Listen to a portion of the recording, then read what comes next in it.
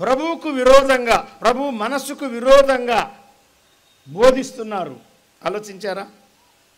బోధకులు అనగానే మోసపోకండి.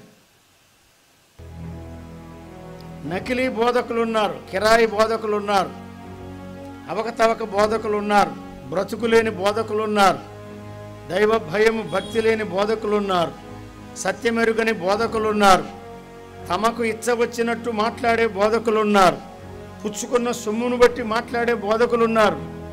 బోధకులంటే మోసపోవద్దండి. అపవాది ఆత్మ కన్నా ఎక్కువ మంది బోధకులను ఉపయోగిస్తున్నాడు. మీరేమైనా అనుకోండి, అది ఖాయం.